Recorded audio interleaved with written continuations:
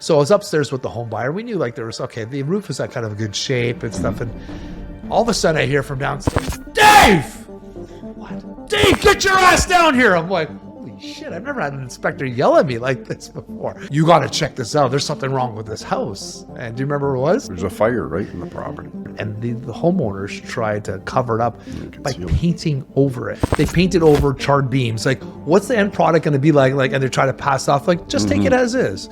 And the fourth thing you can do is run the hell away. Walk away. Right. We ended up knocking $20,000 off the price at the time, which was a lot of money 10 years ago. So like in today's age, you're probably looking at about $50,000 to $70,000. Welcome everybody. We have this great episode with a treat for us today as Tony kicks his microphone.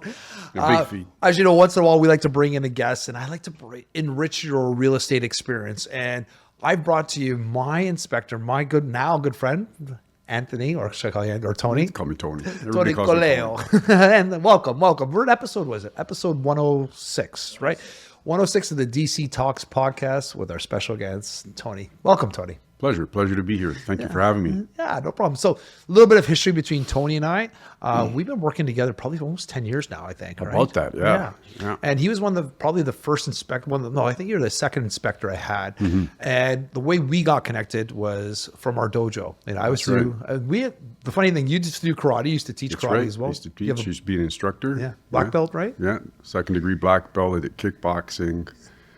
Lethal man. Yeah, lethal man. And I was doing jujitsu, kickboxing, then eventually. But it was funny when I got started in this industry, even though we were there at the same time. I think it was Jason who actually said, he goes, "Hey, you might want to use Tony as your inspector." And we there was a project, property we had purchased, and this is how I knew I loved Tony. Remember the house that we're going to talk about, the first one we did with the fire situation? Oh yeah, that's right. Yeah, I remember that one. Yeah. So there's a semi-detached home. And this is back, I think, this is 10 years ago. And so Tony, again, I've had some other inspectors, and Tony's going through his thing. I didn't realize at the time how diligent you were. We really just met at the first time at the property. We knew we had a mutual connection. We knew we're kind of getting the same kind of personality. We'll kind of kick it, different personalities, but we kick it off. And everything is going pretty smooth. So the way that Tony works, explain your process of working is very similar from house to house. So this one started outside as you usually do. That's right. I usually start on the exterior, do a perimeter evaluation, and then I do the roof, and then I go down into the basement and utility area and start zigzagging, working my way up into the roof space, eventually finishing there. Yeah. So I was upstairs with the home buyer. We knew like there was, okay, the roof was at kind of a good shape and stuff. And all of a sudden I hear from downstairs, Dave! What? Dave, get your ass down here! I'm like, holy shit, I've never had an inspector yell at me like this before. And that was literally on. And we're like, I thought the earth was going to fall down. I run downstairs and he's like, you got to check this out. There's something wrong with this house. And do you remember what it was? Like, it was all the charred joists. They're all charred, and there's a fire right in the property. So what Tony had discovered through his inspection was there was a little of a gap, a little bit of a hole, and he saw one of the beams was completely charred, and the homeowners tried to cover it up by painting over it. Yeah.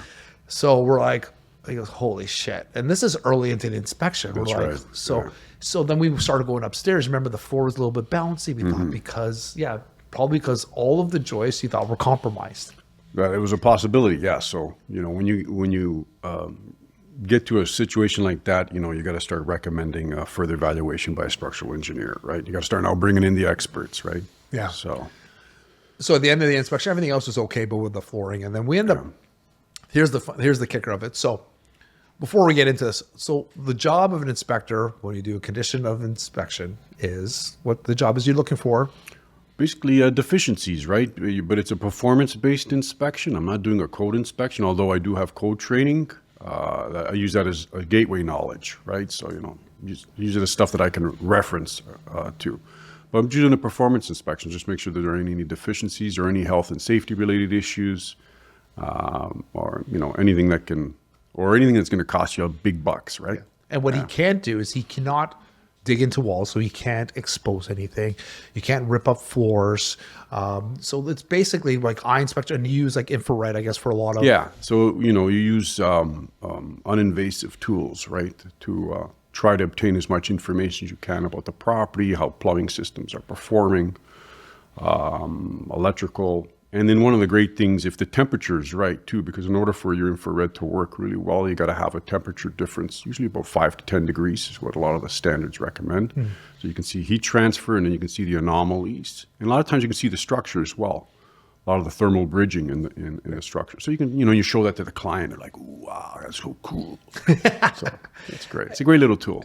And so what Tony does is that like, at the end of the day, you get a report. It's usually anywhere from 40 to 60, something 70 pages long.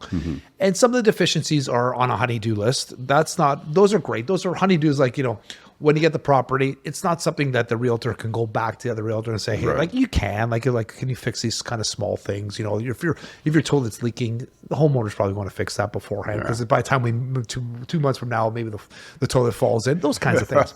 But what we're really looking at as realtors, what we're looking for is big ticket items that are deficiencies. That's going to cost you a lot of money to repair. That's right. So and obviously this was a big ticket item, right? So anything like we generally say it's going to cost $5,000 to $10,000. At that point, you have a choice. Going back, you have an option. So if you find one of these red things, so in this kind of situation, Tony found beams that were charred, probably compromised. So we basically had 4 options. We had a good deal. We could have taken it as is, said, screw it, we'll just take it as is, which in this kind of situation, I would not recommend. And you didn't recommend that either. Yeah, that's correct. Yeah. The second one is you can ask the homeowners to rectify it. Now, these guys already tried to paint over it. I just don't trust these guys. Like, imagine they painted over charred beams. Like, what's the end product going to be like? And they're trying to pass off, just take it as is. It's not a good one. That's right. Well, no, because it becomes not fraud, because if they try to do it their best ability, again, it's their level of completion might be different than yours. So this is why I never leave that as an option. I just don't always agree with that. Yeah. The third option, which you could negotiate on price based on, and a lot of that times is like what I usually say to my clients, you're probably going to get anywhere from 30 to 40% of the cost, because the current owners are living in the property as is. They can just leave and say, screw it, I'm just going to leave it as is. But you're going to get, by replacing that, are you going to get the enjoyment of that? So they shouldn't be entitled to pay the whole thing out. That's a lot of times what happens when you negotiate on price. So something's worth $10,000 to replace, look to get $3,000 or $4,000 as a rebate on price when closing. And the fourth thing you can do is run the hell away. Walk away. Right. So in this kind of situation, so Tony comes back to us and we went, and again, it's one of my first deals. Like really, I was probably like my 5th or 6th deal or something like that. And I went to the other realtors and like, oh, we got a problem. Like I've already beat up this guy a little bit on price. He's like, oh, I don't want to hear about this now. You're going to tell me? I'm like, no, buddy. We're going to sign a mutual release. He's like, what are you talking about? I was like, did you know you guys had a fire in your property? And thank God for this, right? And it's like Manuel at the time was my client. And he's like, there's no way. And he was a contractor, right? And he was calculating how much things cost. And the guy's like, what are you talking about? I'm like, talk to your clients. There was a fire downstairs. And like, you can check the insurance and stuff too. I guarantee there's going to be a fire. And there was. It turns out that, they try to hide it. So we ended up knocking $20,000 off the price at the time, which was a lot of money 10 years ago. To like in today's age, you're probably looking at about $50,000 to $70,000 equivalent. But Manuel, when he went and ripped everything out, realized they did have a fire, but they fixed it and didn't tell anybody. Wow. So it's funny, he saved that $20,000, but you saved them. So he was singing our praises, how we went back and worked from, and that was Tony's and I's first interaction as a home inspector. Yeah, wow. I completely forgot about that inspection. Yeah, see, it's one of my first one with you. So, and since then we've probably done tons of inspections. Ooh, yeah. You know what? I really it's funny because I say that because I'm in there for 3 hours, and then I've just done so many. They all start to blend together, and I often I get clients sometimes call me with questions, and I'm like, what's the property again? I don't know.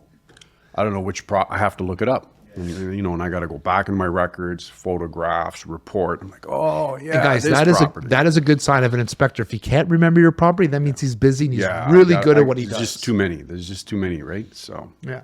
Well, one of the advantages I love having you is in my back pocket. I always say, because I've been through so many inspections with you. You've helped, and I've built houses, building houses, so I have a little bit of knowledge. But if there's anything I always have the question for, Tony, like you're great on the phone. Like you answer your clients right away and you Yeah, can FaceTime them. Yeah. I'm really big. I'm really big at that. Is being accessible and getting back to your clients as soon as possible. It's really, really important.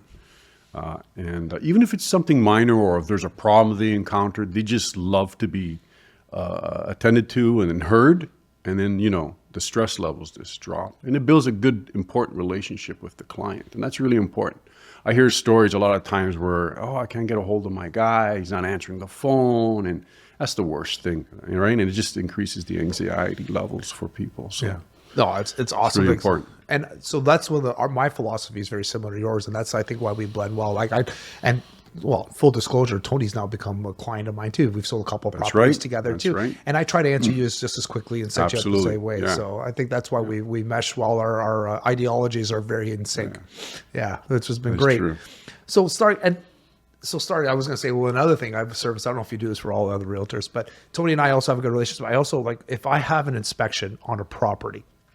So a lot of times what we do is like in Toronto too, it's like homeowners will get like home inspections. And sometimes we have to do this too. Like sometimes we have to get a brand name, which sucks, that is one because that makes people feel all warm inside and stuff. And sometimes I'll get some of these guided brand names and I'm not going to say them. And I'll call up Tony and I'm like, Tony, can you review this home inspection for my clients and see if we actually have to go in the property or what do you see? So I'll pay Tony and then what he'll does is he'll review. And I don't know if you do this for other clients, but I know I only feel like I can read an inspection report, but I can't read between the lines like you can, right? And I think that's very important. So what we do is I'll send it to Tony and they'll explain. So I say, Tony, can you review this? And so you've done this a number of times for me, right? And That's what correct. are you looking for? When are you looking for that? Yeah, so if it's a report that's got photographs, it really helps me a lot, right? And if I can even go online and try to look at the property and see some of the listing photographs. And a lot of times before I do inspections, I do that as well. I try to do a pre-inspection before I actually get on site, right? So I know what I'm dealing with. So I already have an idea of how I'm going to attack this job. Right. And a lot of times, I'm not a big fan of listing reports and inspections because I see a lot of conflict of interest. I see a lot of things that get left out. I try to shy away from doing them, to be quite honest. I do them maybe for a select few special individuals. Yeah. And in a lot of these reports, some of them I've seen that. I've seen, this wasn't getting, I'm surprised that this wasn't mentioned. Or you know what, this is a little bit more of a priority, in my opinion. You should address this immediately rather than waiting a year or two. Right. We discuss costs, potential costs, and then approaches and methods of how to approach the problem. And so. Yeah. Also, what I like about because some of the inspectors and when they're good. That always blows That's my another mind. thing too. Yeah, very good point. Sometimes I think the last one we did where I recognized the inspector, good reputation, and I kind of was able to let the client know, hey, you know what, this is someone you can really rely on. He's a real good professional, good reputation in the industry. And then others, I never heard of this guy. Yeah. It happens, right? Yeah, and I always find it's funny when you read between the lines, they'll put something in there to cover. And like what inspectors do, you also have to be careful to cover your ass. So they'll put something in a report in order to quote unquote cover their ass. Yeah. But in reality, like you're inspecting, like, I see what he did there. I'm like, I would have never noticed. I'm like, Dave, what he's saying over here is like he didn't inspect this because of this. And I'm like, and that got us away from, I don't know if you remember that one property we had, Kayla. And like the whole front was going to fall down, and they had an inspection report. It was in Toronto. It was in the east end of Toronto. So during COVID, Tony was invaluable to me because we had, remember, like not even COVID, it was like 2021, like during the height of the market. Yeah. And everything was going on bidding wars. So everyone was doing these pre-inspections. And I had this one couple, and Kayla, I always remember Kayla too, because we would see these properties and we were losing in bidding wars. And there was one small bungalow in the front. We went downstairs and when the cold cellar was like wet. And the front was like, oh, there's a little bit of kind of structural problems. Tony reads the report. He's like, get the fuck out of the house. And I was like, what are you talking about? He goes, get the fuck out of the house. And I don't know if you remember this, like the whole front was technically going to fall in from the pictures, from this. And he goes, and the inspector that was at the time was saying, well, there may be some structures. And you noticed from the pictures and all that too, that the house was literally going to fall in. Yeah. And then ended up selling like a crazy amount of offer. And we're like, thank God we didn't get that. That was a scary market. That was actually pretty sad.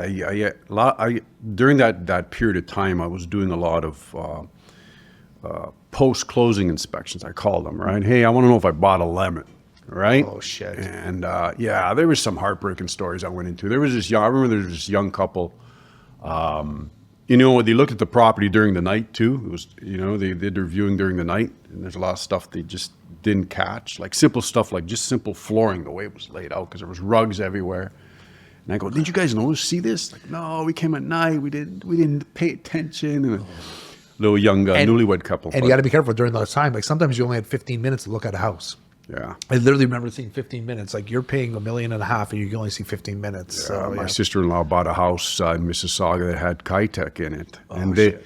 they were doing it. No, you only got 15 minutes. And, you know, and so she was in and out. And it was something that, luckily for her, it wasn't for the domestic side. It was just more for in-ground heating, so it was not as serious. So Kitech plumbing was a type of plumbing they had in the early 2000s, which was like this orange plumbing and stuff. It was the couplings, I think, there was the issue that they were It had, it's plastics, it's aluminum sandwiched with in between a plastic layer, and it would corrode with a lot of the zinc fittings, right? And it led to a lot of lawsuits and leaks. Well, there was floods. I remember we heard of like whole floors of condo buildings getting flooded because all the couplings were falling apart and water was just gushing.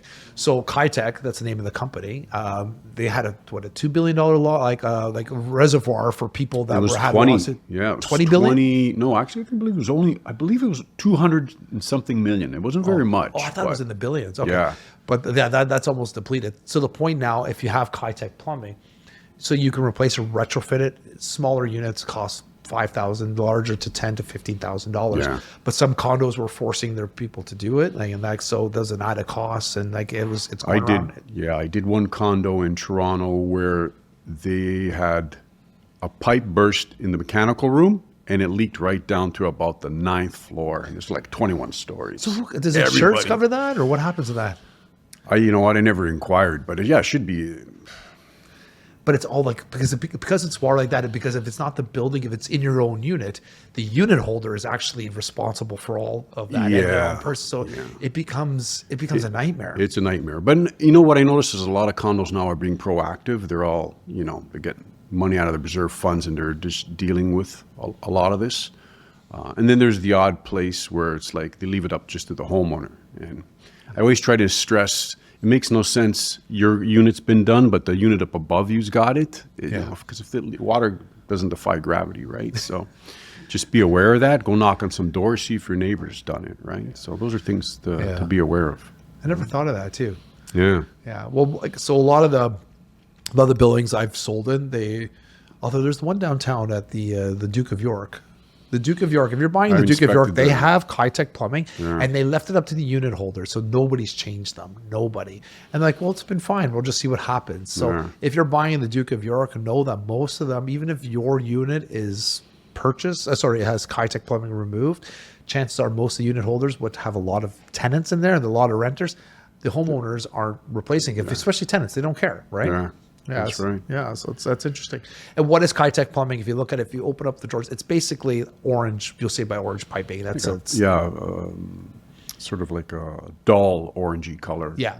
95% of the time. 95. Well, I saw a couple of times where they're blue and red. I'm like, I didn't know Kitech came in blue and red. Came in some different colors as well.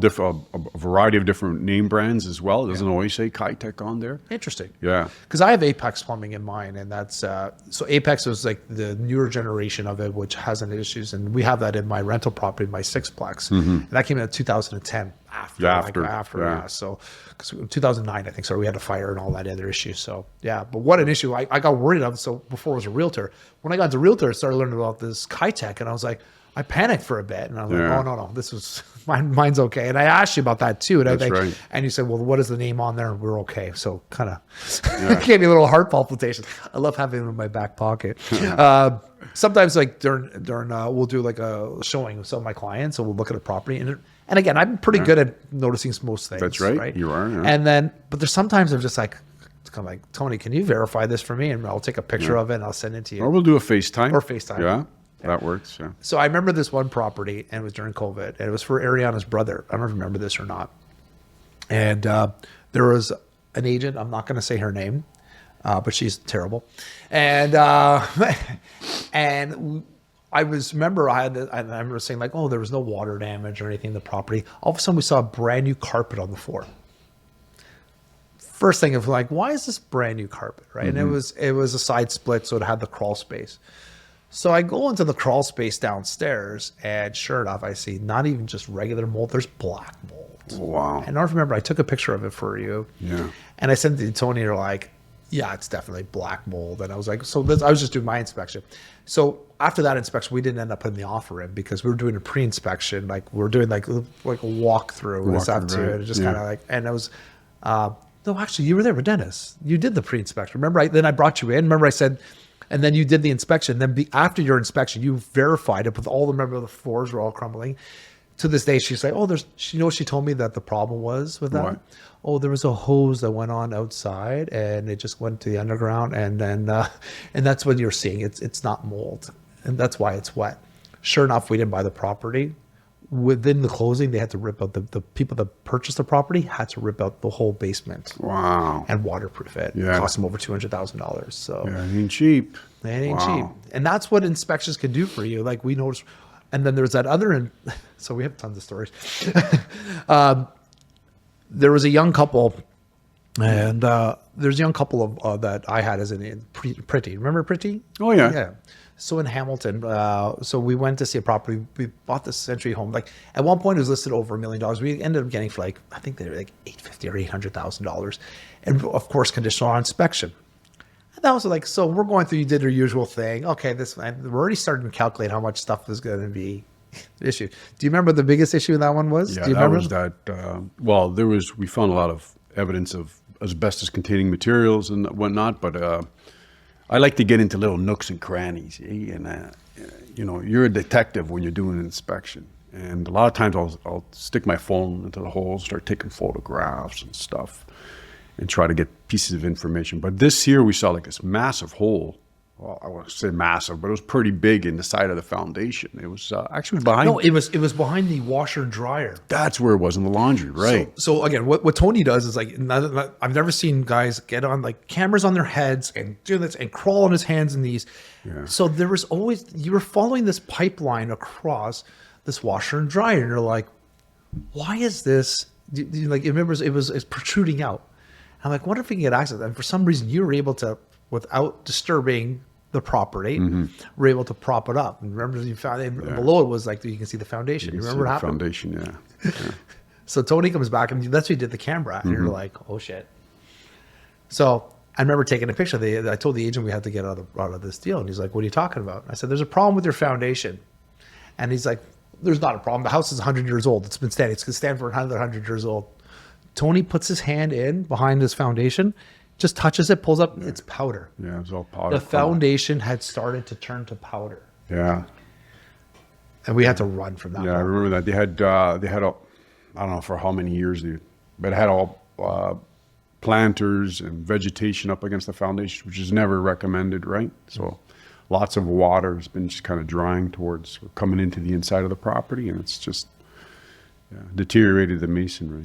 Yeah, so the reason why we're telling these stories, there's a lot of things that could happen, but these are kinds of things like, so is there some tips that you have to tell people which can go a long way? Like vegetation's one of the ones I'd say. Like, yeah, that's one of the things I always look out for, property grading, surface water management. You know, how are you managing the water coming off of your roof and as well as around the property, right? You want it to be draining away from the property because it, over the years, over the long term, it creates issues with foundation and then, of course, moisture into the home. So if people don't know what grading is like, so when you look at a property, how do you know it's going to have a grading issue? Yeah, if it's sloping towards, if you get a lot of the land sloping towards the foundation and the property. Yeah, right. Which usually indicates that the water's coming in, not That's going correct. anywhere So from the house. imagine July 16th, that crazy water event day that we had. That was brutal for a lot of people. And it was funny, just like some of the solutions you even say is just prop it up with soil. It's not even that expensive. Yeah. That's what I did with my property. It's one of the simplest things. I always recommend like a 4-step approach to moisture management into your home. And the first is improving grading and draining water away from the home with extensions, and then simply just using soil. And 9 out of 10 times that solves the issue. When it doesn't, now you got to start resorting to, waterproofing on all the different types that exist that are on the market. Yeah, one of the ones was the extensions was huge, right? Yeah, so that's big. What Tony's talking about here, your eave troughs, right? So there's water management, like there's tons of things you talk about, but the one you just said is extensions. Like, what's a recommendation for extensions for? You know what? The rule of thumb is 4 to 6 feet, but I approach it a little bit differently. If it's an older property, like if it's a 50s, 60s, and you got masonry block, I'm like, do about 10 feet minimum, right? The further, the better. Sometimes you can't do that because you got a walkway there, right? Now you're creating a trip hazard. So now you got to look at alternative solutions or different products on the market. Like I have an extension on my property, for example, that's a walkway. I use it's a low profile, very wide type of a downspout with an extension, and you could kick it, you could step on it, doesn't do anything to it, right? And it's got a flexible elbow, okay, so you don't trip. Yeah. So those are things that I tell clients to look into, right? So what do you find? Like, what's another common mistake that people have in their homes that they could avoid fairly easy? You know what? Some of the more common issues that I see are often simple things like just electrical and plumbing, right?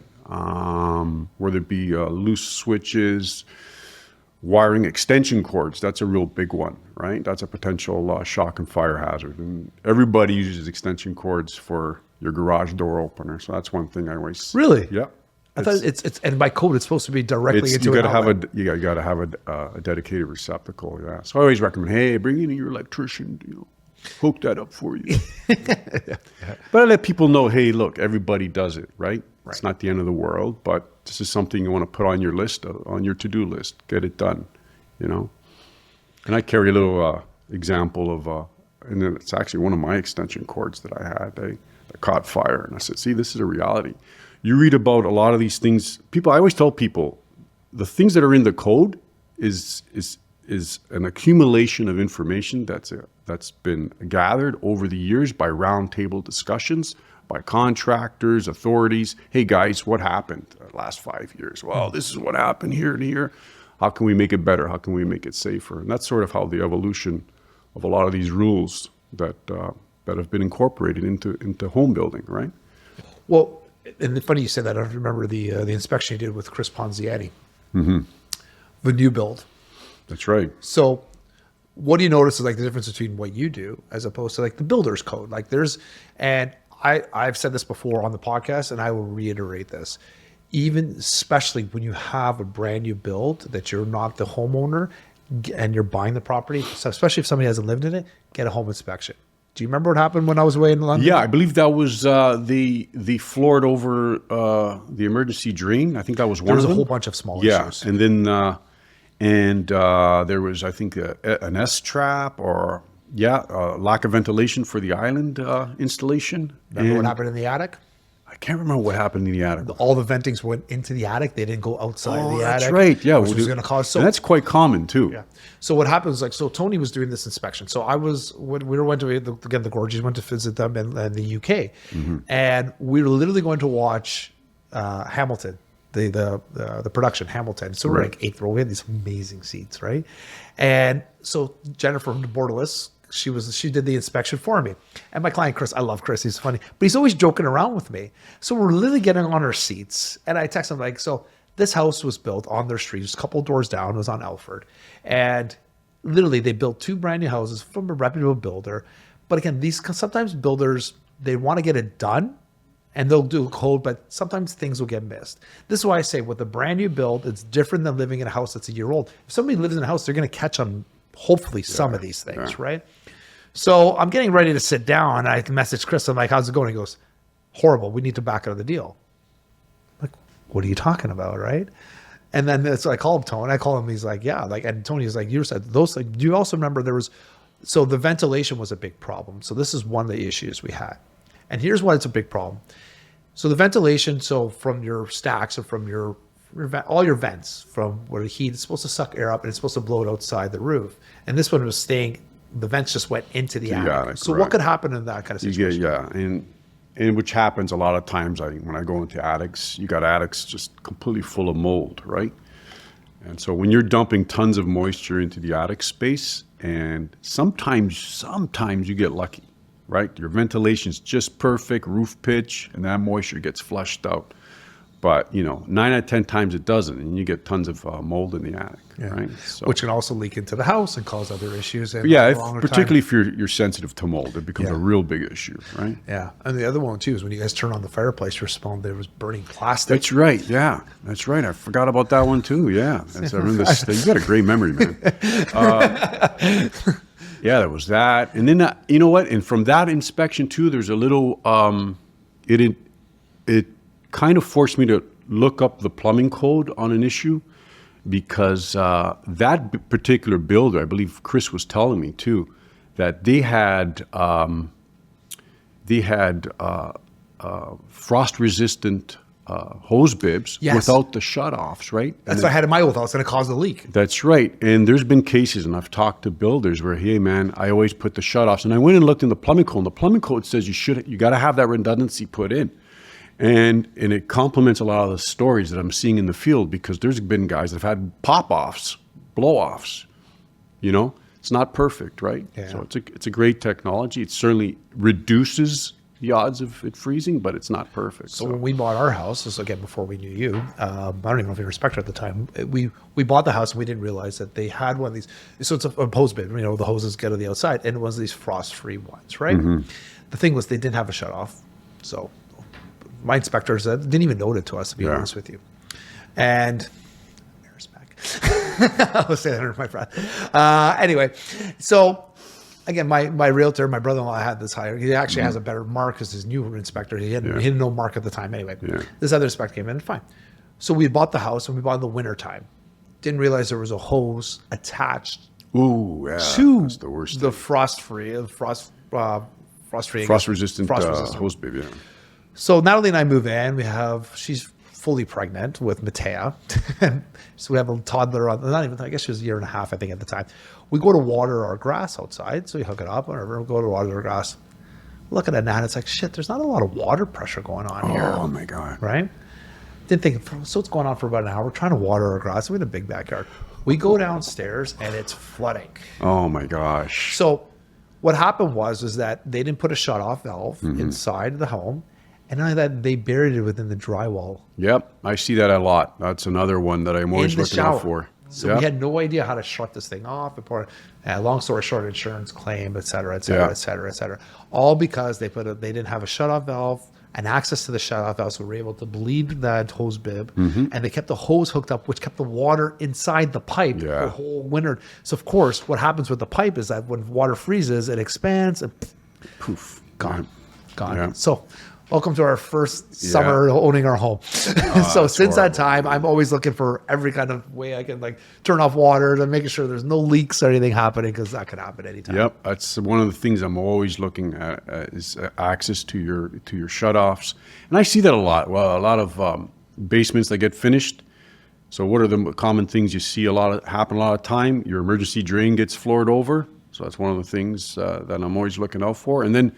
Particularly with townhomes or maybe semi-detaches, where you're a little bit limited on location sometimes, or where you can place a bathroom or something, and they'll tile right over where that hose bib's located. I turn to my client, I'm like, oh, you know what, this is where your shutoff likely is, but it's covered now. So, Which reminds me, I got to go home and drain my hose bib.